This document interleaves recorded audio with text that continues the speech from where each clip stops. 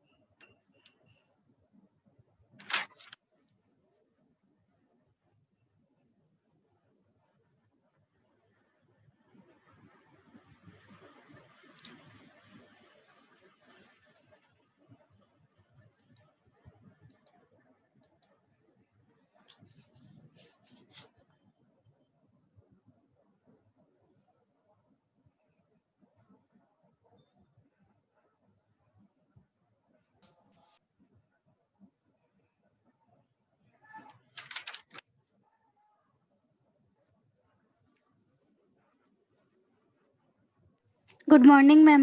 Morning अफसाना, good morning बेटा।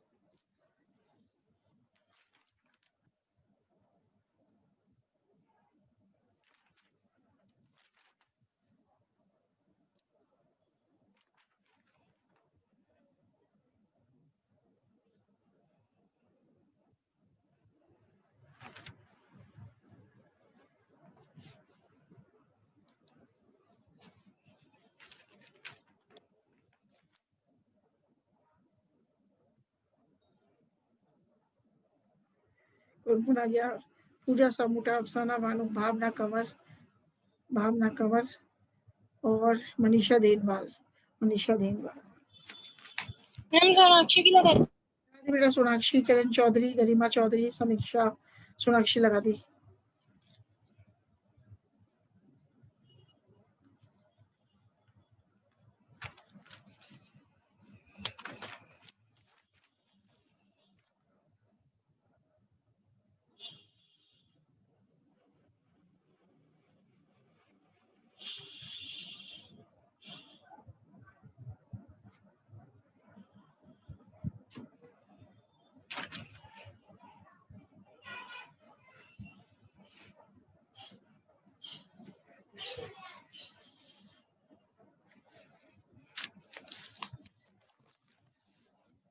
ठीक है, अपन स्टार्ट कर रहे हैं मिनरल न्यूट्रिशन। कल किसकी बात चल रही थी? मैग्नीशियम की। तो मैग्नीशियम की डेफिशिएंसी सिम्टम्स देखते हैं कि अदर पादपों में मैग्नीशियम की कमी होती है तो क्या प्रभाव होते हैं पादपों के ऊपर। तो न्यूनता के लक्षण, मैग्नीशियम के न्यूनता के लक्षण क्या है? चूंकि मैग्नीशियम क्लोरोफिल का मुख्य घटक है, अतः मैग्नीशियम की न्यूनता से क्लोरोफिल की मात्रा कम हो जाती है। पत्तियों में हरिमाहीनता प्रकट हो जाती है, जो पहले पुरानी पत्तियों तथा धीरे धीरे नई पत्तियों में उत्पन्न होती है। मतलब यदि पादपों में मैग्नीशियम की कमी होती है तो चूंकि मैग्नीशियम क्लोरोफिल का मुख्य कंपोनेंट है, तो क्लोरोफिल की मात्रा पत्तियों में कम हो जाती है और जिससे कि पत्तियों में क्लोरोसिस, हरिमाहीनता उत्पन्न हो जाती है, मतलब पत्तियां पीली पड़ जाती है।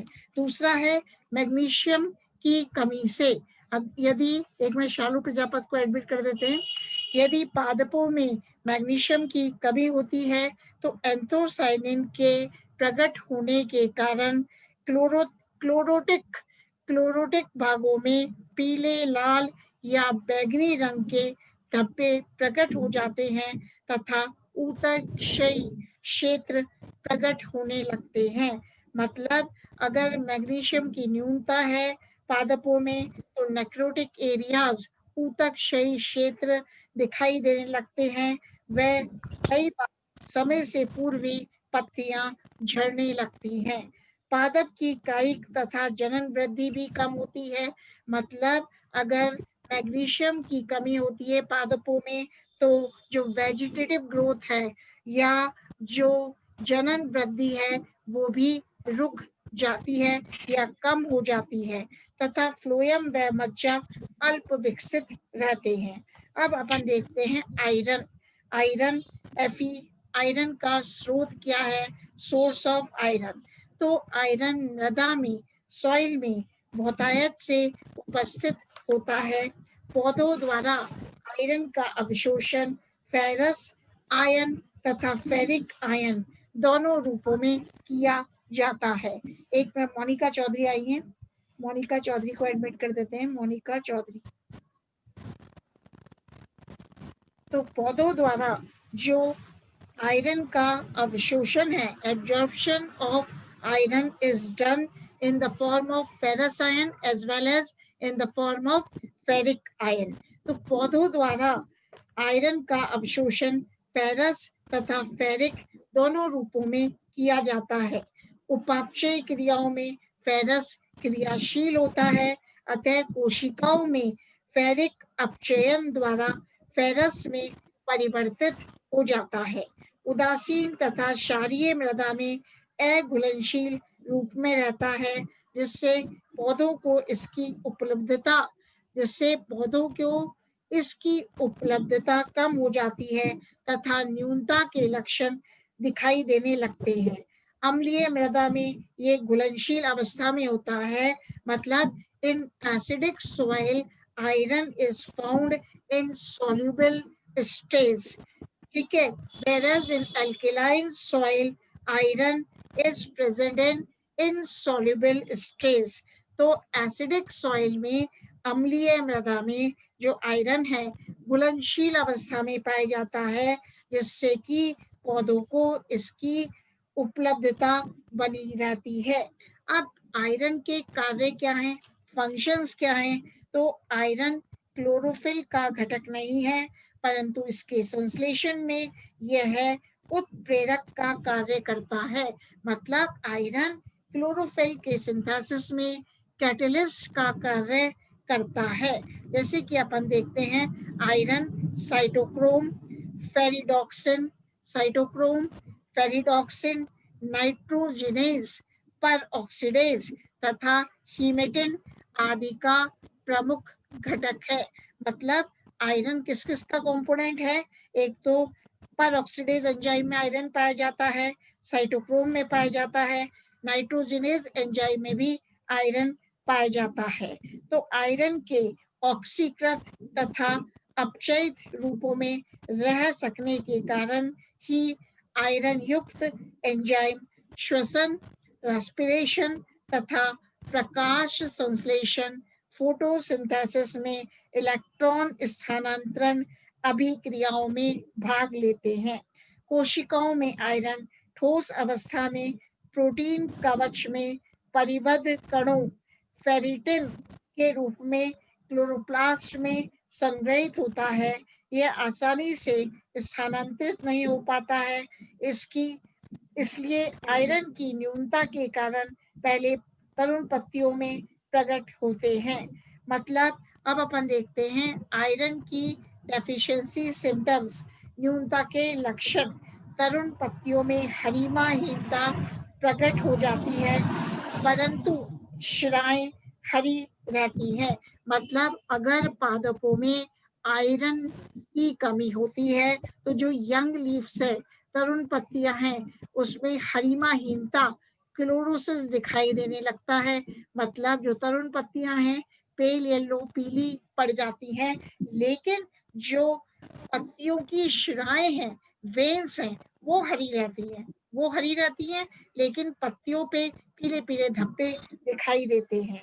दूसरा क्या है, अगर पादपों में प्लांट्स में आयरन की कमी होती है तो प्रोटीन सिंथेसिस, प्रकाश संश्लेषण तथा श्वसन पर भी प्रतिकूल प्रभाव पड़ता है। मतलब अगर आयरन की डेफिशिएंसी है, कमी है, तो रेस्पिरेशन पे भी एडवर्स इफेक्ट पड़ता है। रेस्पिरेशन, फोटोसिंथेसिस पे भी एडवर्स इफेक्ट पड़ता है। प्रकाश संश्लेषण पर भी प्रतिकूल प्रभाव पड़ता है। अब अपन बात करेंगे मैग्नीज की। तो मैग्नीज क्या है, इसका स्रोत क्या है? ये मृदा में मैग्नीज डाइऑक्साइड MnO2 के रूप में पाया जाता है। पादप इसे मैग्नीज या मैग्नस आयनों, पादप इसे मैग्नस आयनों के रूप में अवशोषित करते हैं। अब we will talk about the functions of manganese. Manganese के कार्य क्या क्या होते हैं? तो मैंगनीज प्रमुख रूप से श्वसन तथा नाइट्रोजन उपापचय अभिक्रियाओं में प्रयुक्त एंजाइम्स के सक्रियक के रूप में कार्य करता है। तो मैंगनीज क्या करता है बेटा कि रेस्पिरेशन तथा नाइट्रोजन मेटाबॉलिज्म अभिक्रियाओं में जो भी एंजाइम काम में आते हैं उनके सक्रियक के रूप में कार्य करता है। श्वसन में, रेस्पिरेशन में मैलिक डिहाइड्रोजिनेज तथा ऑक्सेलोसक्सेनिक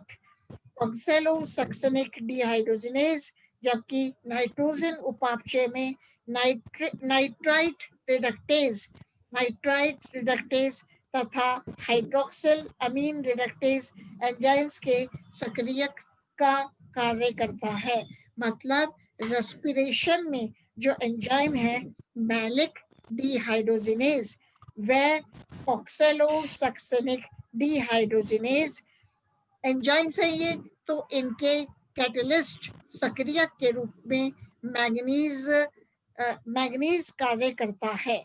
और जब नाइट्रोजन मेटाबॉलिज्म होता है, नाइट्रोजन उपापचय होता है, तो कौन से एंजाइम प्रयोग होते हैं? Nitrite reductase. तो नाइट्राइट रिडक्टेज एंजाइम तथा हाइड्रोक्सिल अमीन रिडक्टेज एंजाइम के सक्रियक का कार्य भी मैग्नीज करता है। इसके अतिरिक्त यह माना जाता है कि मैग्नीज क्लोरोफिल संश्लेषण में भी आवश्यक होता है।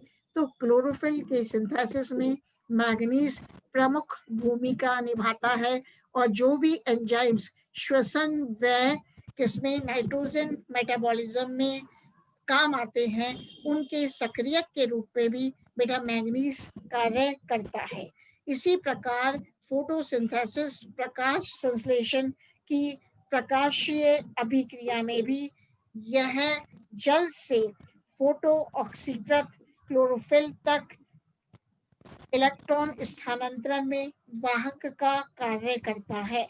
मतलब प्रकाश संश्लेषण की प्रकाशीय अभिक्रिया में मैंगनीज जल से फोटो ऑक्सीकृत क्लोरोफिल तक इलेक्ट्रॉन स्थानांतरण में वाहक का कार्य करता है।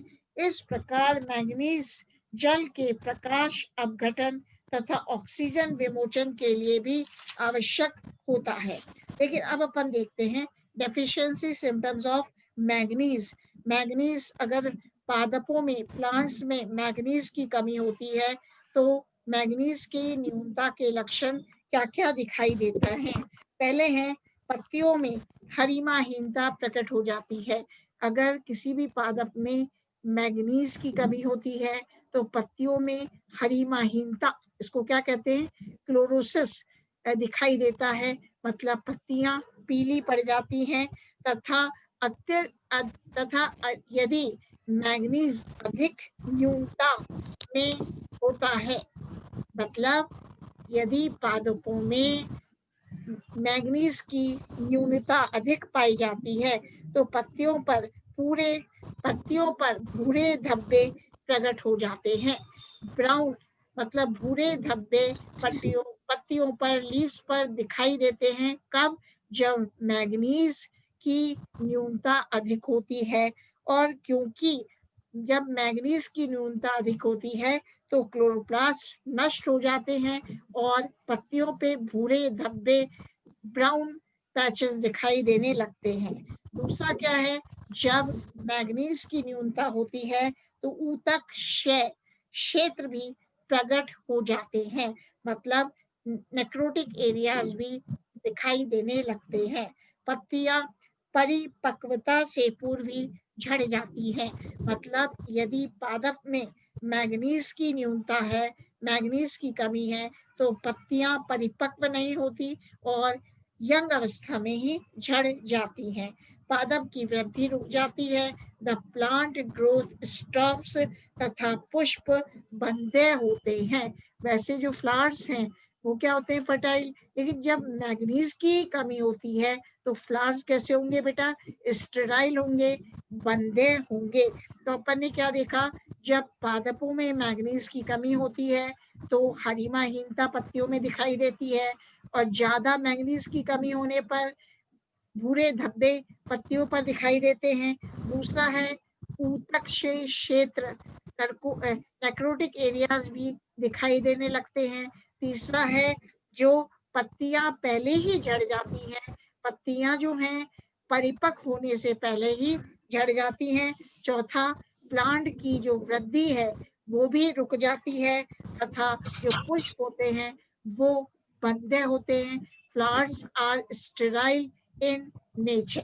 ठीक है, अब बात करते हैं जिंक की।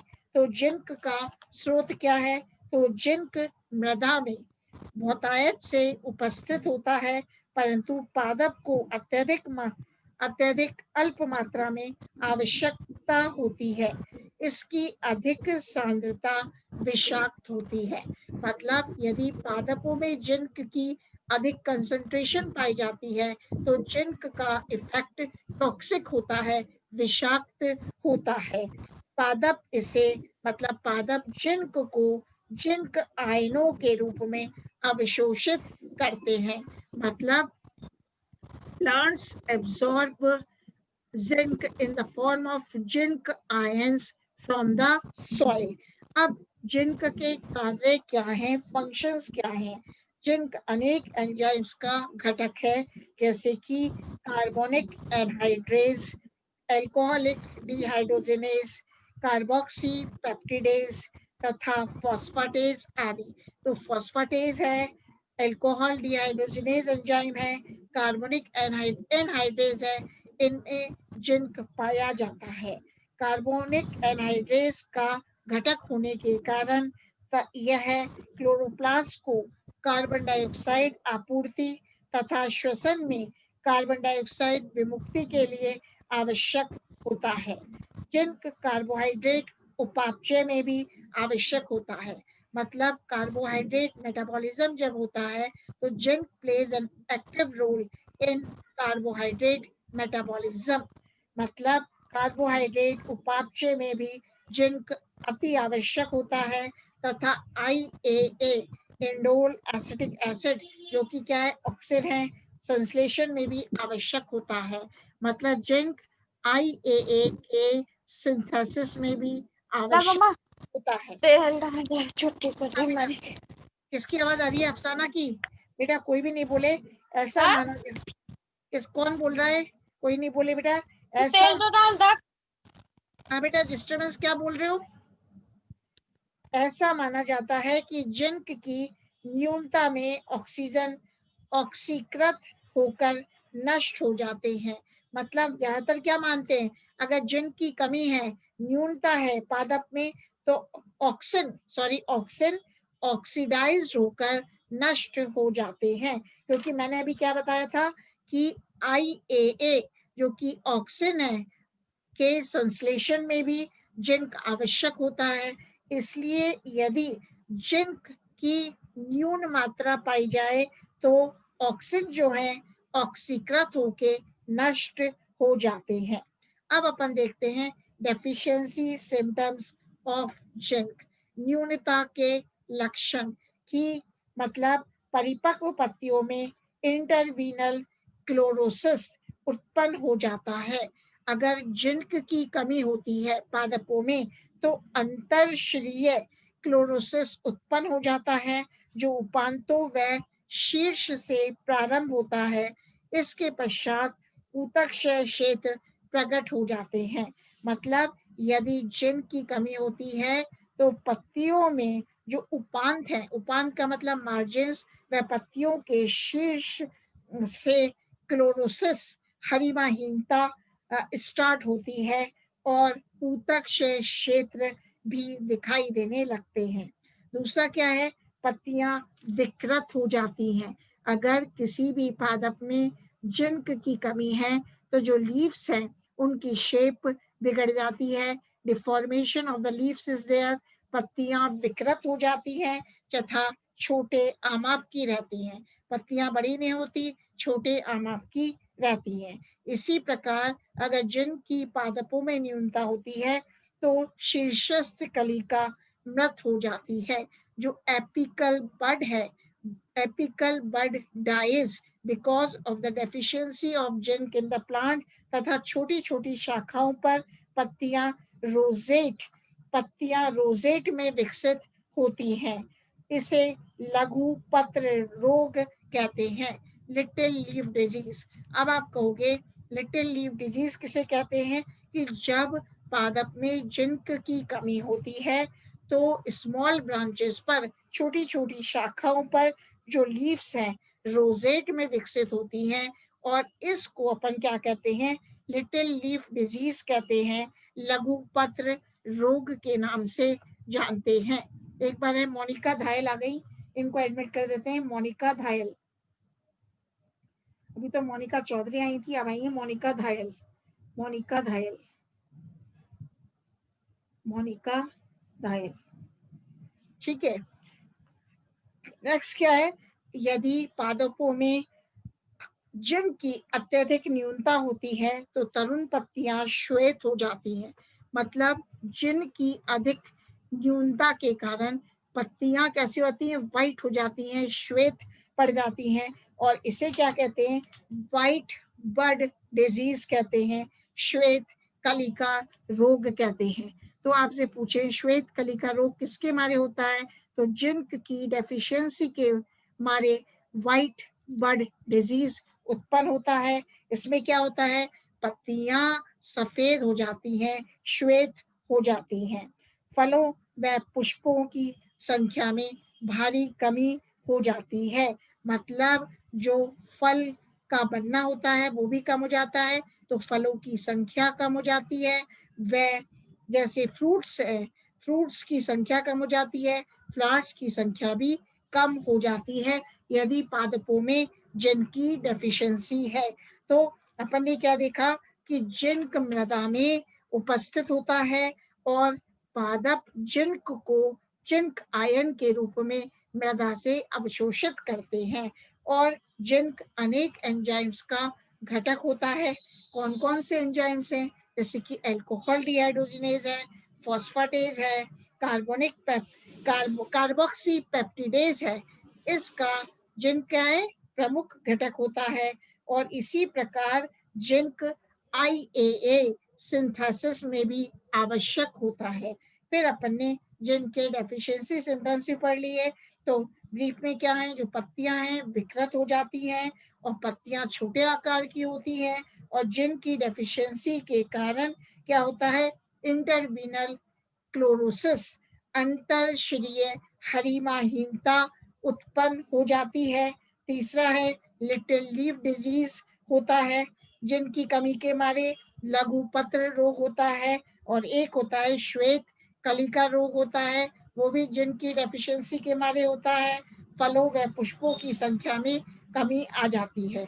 अब अपन पढ़ते हैं बोरोन के बारे में कि बोरोन, ये सब क्या चल रहे हैं बेटा? माइक्रोन्यूट्रिएंट्स। बोरोन का स्रोत क्या है, सोर्स क्या है? तो बोरोन मृदा में बोरोसिलिकेट्स के रूप में उपस्थित होता है। तो बोरोन सॉइल में बोरोसिलिकेट्स के रूप में पाया जाता है। पादप द्वारा इसका अवशोषण घुलनशील बोरेट आयनों के रूप में होता है। मतलब the plants absorb boron from the soil in the form of soluble borate ions, मतलब विभिन्न पौधों को इसकी मतलब बोरोन की 1 ppm से 15 ppm तक आवश्यकता होती है। अब बोरोन के फंक्शंस क्या हैं, बोरोन के कार्य क्या हैं? तो बोरोन के कार्य अन्य पोषक तत्वों से भिन्न प्रकार के होते हैं, क्योंकि बोरोन किसी भी एंजाइम तंत्र से संबंधित नहीं होता। इसके अतिरिक्त यह एनायन के रूप में अवशोषित होता है, मतलब प्लांट्स जो हैं बेटा बोरोन को एनायंस के रूप में अवशोषित करते हैं, जबकि अन्य धातु पोषकों का अवशोषण कैटायनों के रूप में होता है। तो बोरोन का सबसे महत्वपूर्ण कार्य पादपों में कार्बोहाइड्रेट स्थानांतरण का है। तो boron help in the translocation of carbohydrate. पहला प्रमुख कार्य है बोरोन का कि यह कार्बोहाइड्रेट के स्थानांतरण में मदद करता है। तो कार्बोहाइड्रेट्स बोरोन के यौगिकों के रूप में पादप भागों में एक स्थान से दूसरे स्थान पर स्थानांतरित होते हैं। इसके अतिरिक्त बोरोन कैल्शियम के उपयोग में सहायक होता है, मतलब बोरोन कैल्शियम पैक्टेट निर्माण में भी सहायक होता है तथा ऋण आयनों के अवशोषण में भी सहायक होता है। बोरोन ऋण आयनों एनायंस के अवशोषण में भी सहायक होता है, व बोरोन कैल्शियम पैक्टेट के निर्माण में भी सहायक होता है। तो बोरोन फिनॉल्स के संश्लेषण को कम करता है। एक आप पढ़ते हो केमिस्ट्री में फिनॉल्स हैं, एल्डिहाइड्स हैं, तो बोरोन फिनॉल के संश्लेषण सिंथेसिस को कम करता है, अन्यथा फिनॉल्स प्ररूह शीर्ष को हानि पहुंचा सकते हैं। मतलब अगर फिनॉल्स बनते जाएंगे पादपों में तो जो पादप का शीर्ष है, प्ररूह का शीर्ष है, स्टेम एपेक्स है, उसको हानि पहुंच सकती है। इसलिए अगर बोरोन की उपस्थिति है तो बोरोन क्या करेगा, फिनॉल्स के संश्लेषण को सिंथेसिस को कम करता है। अतः बोरोन की न्यूनता से शीर्ष भागों व पुष्पों की मृत्यु होना स्वाभाविक है। अब डेफिशिएंसी सिम्टम्स, बोरोन के न्यूनता के लक्षण क्या क्या हैं? अगर पादपों में बोरोन की न्यूनता होती है तो बोरोन की न्यूनता में पत्तियां मोटी तथा गहरे रंग की कार्बोहाइड्रेट के संचयन के कारण वह बेलित हो जाती है। तो बोरोन की न्यूनता के कारण पत्तियां क्या हो जाती हैं, मोटी हो जाती हैं, गहरे हरे रंग की हो जाती हैं, वह बेलित हो जाती हैं। दूसरा क्या है, अधिक उपापचय क्रिया वाले ऊतक प्ररूह शीर्ष तथा मूल शीर्ष मृत हो जाते हैं, जिससे पुष्पों की संख्या कम हो जाती है। मतलब shoot apex and root apex ये मृत हो जाते हैं। ठीक है। तीसरा है सॉफ्टर टिश्यू, मृदु ऊतक बोरोन न्यूनता में भंगुर भंगुर हो जाती है, भंगुर को बोलेंगे फ्रेजाइल, भंगुर हो जाती है, जबकि बोरोन की अधिकता में ये असामान्य रूप से लचीले हो जाते हैं। बोरोन न्यूनता के फलस्वरूप विभिन्न ऊतकों के भंगुर होकर विघटित होने के कारण विभिन्न पौधों में कुछ रोग उत्पन्न होते हैं। मतलब क्या बता रहे हैं बेटा, अगर बोरोन की न्यूनता है पादपों में तो जो ऊतक हैं वो फ्रेजाइल होकर विघटित हो जाते हैं, और जब ऊतक ही विघटित हो जाते हैं तो कुछ पादपों में रोग उत्पन्न होते हैं। इन रोगों को अपन को याद रखना है। पहला है गोभी के फूल का भूरापन, ये रोग है गोभी के फूल का भूरापन, browning of cauliflower, browning of cauliflower. दूसरा है चुकंदर का heart rot, heart rot of beet, ये भी एक रोग है जो कि बोरोन की न्यूनता से उत्पन्न होता है। और तीसरा रोग है शलजम का वाटर कोर रोग, वाटर कोर ऑफ टर्निप, तो पहला रोग क्या था? ब्राउनिंग ऑफ कॉलीफ्लावर, गोभी के फूल का भूरापन। दूसरा था जो अभी बताया था शलजम का वाटर कोर ऑफ टर्निप, ये भी एक बीमारी है, रोग है। चुकंदर का हर्ट रॉट ऑफ बीट।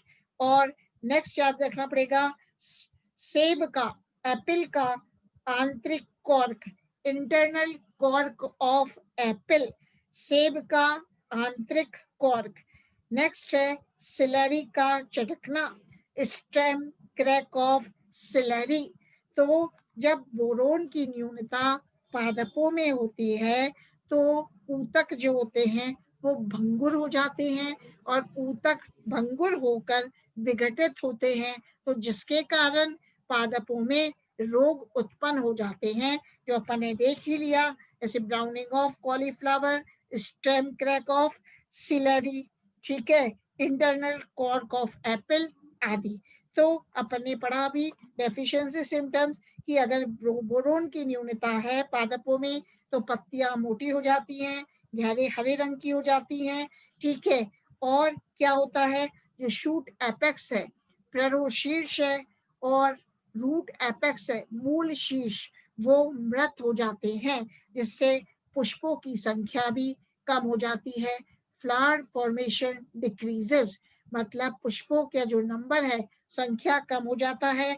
इसी प्रकार अगर बोरोन की न्यूनता होती है तो जो मृदु ऊतक है, सॉफ्ट टिश्यूज है, वो फ्रिजाइल हो जाते हैं, भंगुर हो जाते हैं, ठीक है। तो अपन ने बोरोन की डेफिशिएंसी के बारे में भी अध्ययन किया। तो इस प्रकार आज अपन ने किसका अध्ययन किया? आयरन का, मैग्नीज का, व जिंक का, व बोरोन का। जो इम्पोर्टेंट क्वेश्चंस क्या बनता है बेटा कि कुछ पौधों में माइक्रो न्यूट्रिएंट्स के बारे में एक ऐसे लिखिए। तो ये क्या है बेटा? बोरोन है, जिंक है, आयरन है, ये माइक्रो न्यूट्रिएंट्स है। तो राइट एन ऐसे on minor essential elements in plants. Plants में माइक्रो न्यूट्रिएंट्स कौन कौन से पाए जाते हैं? तो अपन ने देखा बोरोन है, मैग्नीज है, जिंक है। अभी इसके बारे में बात करेंगे कल। मॉलिब्डिनम कल करेंगे अपन, कल का मतलब मंडे को कॉपर के बारे में करेंगे, क्लोरीन के बारे में देखेंगे। फिर अदर फंक्शनल एलिमेंट्स, जैसे कि एल्यूमिनियम का क्या इफेक्ट होता है, कोबाल्ट का, सोडियम का, सिलिका का, सेलेनियम का। और फिर टॉक्सिक एलिमेंट्स किसे कहते हैं और चिलेट्स किसे कहते हैं, आवश्यक तत्वों की कितनी मात्रा प्रेजेंट होती है और उनके मुख्य कार्य क्या क्या हैं। तो अपना चैप्टर ये कौन सा चल रहा है? प्लांट फिजियोलॉजी में इसका नाम है मिनरल न्यूट्रिशन। तो आपको इसके लक्षण याद करने हैं, इसके एक एक के लक्षण याद करने हैं। अब बताओ बेटा, जो भी क्लास ज्वाइन करना है इसको लिखाने की जरूरत है, तो अपनी मंडे को क्लास है तो इसको लिखा देंगे। बोलो समीक्षा, पूजा साबूटा, शालू प्रजापत, मोनिका चौधरी, संगीता, गरिमा, और जो भी दिखाई दे रहे हैं, मोनिका धायल, शालू प्रजापत। इस चैप्टर को लिखाने की जरूरत है तो पॉइंट्स में लिखा दूंगी। गरिमा, बोलो बेटा समीक्षा, पूजा सामोटा, शालू प्रजापत, संगीता गौड़, मोनिका चौधरी। या समझ में या नहीं आया ये भी बोलो, ठीक है। क्योंकि अभी ये पहला ही चैप्टर अपन ने प्लांट फिजियोलॉजी में शुरू किया है, जो कि आपका दूसरा पेपर है, ठीक है। तो कल तो क्लास है नहीं, जैसा कि आप जानते हो अश्मी के कारण, ठीक है ना। तो आज आप बताओ, ये सब आए तो थे, आज की कहाँ गायब हो गए बेटा? शालू प्रजापत अटेंडेंस तो मैंने लगा दी है, किरण भी आई थी, किरण भी गायब है अब। मनीषा, समीक्षा तो दिखाई दे रही है, मनीषा देनवाल भी आए थे, वो भी गायब हो गए। अफसाना बानो भी नहीं है अभी, ठीक है।